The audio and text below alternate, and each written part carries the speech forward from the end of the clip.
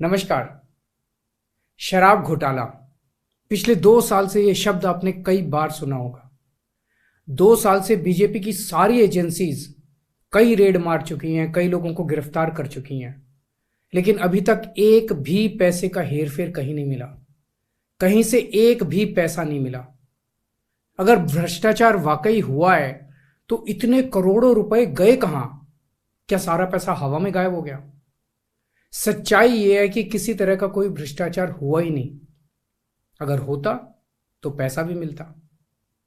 ऐसे फर्जी केस में आम आदमी पार्टी के कई नेताओं को इन्होंने अभी तक जेल में रखा हुआ है।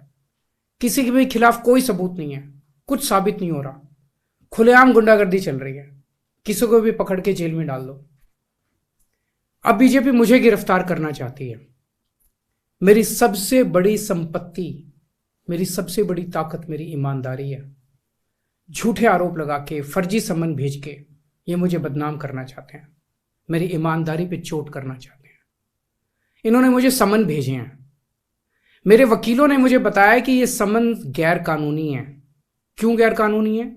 ये मैंने इनको विस्तार से लिख के भेजा है। मैंने बताया है कि उनके समन कैसे गैर कानूनी है, लेकिन उन्होंने मेरी एक भी बात का जवाब नहीं दिया। इसका मतलब उनके पास मेरी बातों का जवाब नहीं है। इसका मतलब वे भी मानते हैं कि उनका नोटिस गैर कानूनी है। क्या मुझे एक गैर कानूनी समन का पालन करना चाहिए? अगर कानूनी रूप से सही समन आएगा तो मैं पूरा सहयोग करूंगा। बीजेपी का मकसद जांच करना तो है ही नहीं।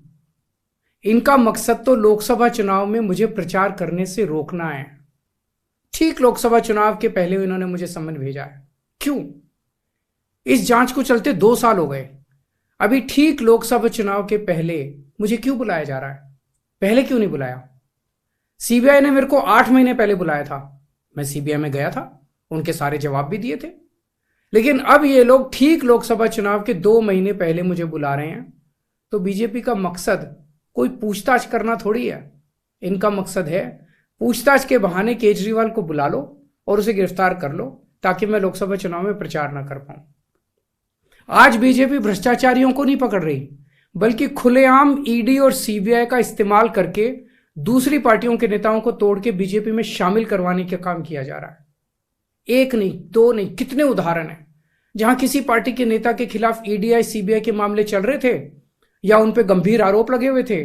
जैसे ही वो नेता बीजेपी में शामिल हुए, उनके सारे पुराने मामले बंद कर दिए गए या ठंडे बस्ते में डाल दिए गए।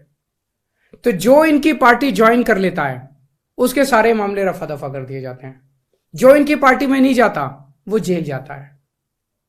आज मनीष सिसोदिया, संजय सिंह और विजय नायर इसलिए जेल में नहीं है कि उन्होंने भ्रष्टाचार किया है। वो इसलिए जेल में है क्योंकि उन्होंने बीजेपी में शामिल होने से इंकार कर दिया है। आज हम बीजेपी का मुकाबला क्यों कर पा रहे हैं? क्योंकि हमने कोई भ्रष्टाचार नहीं किया। अगर हमने जरा सा भी गलत काम किया होता तो दूसरे भ्रष्टाचारी नेताओं की तरह आज भी हम बीजेपी में शामिल हो चुके होते आज तक। इस तरह देश के ईमानदार नेताओं को जेल में डाल के और भ्रष्टाचारियों को अपनी पार्टी में शामिल करवा के ऐसे तो देश आगे नहीं बढ़ सकता। ये क्या चल रहा है? ये जो कुछ भी चल रहा है बहुत खतरनाक है। ये हमारे जनतंत्र के लिए बहुत गलत है। इसे रोकना होगा। मैं हमेशा देश के लिए लड़ा हूं। मेरा तन मन धन देश के लिए है। मेरी एक एक सांस देश के लिए है। मेरी खून की एक एक बूंद देश के लिए है। मेरे शरीर का एक एक कतरा देश के लिए समर्पित है। हमें मिलकर देश को बचाना है। मैं पूरी जी जान से इनके खिलाफ लड़ रहा हूं। आपका साथ चाहिए।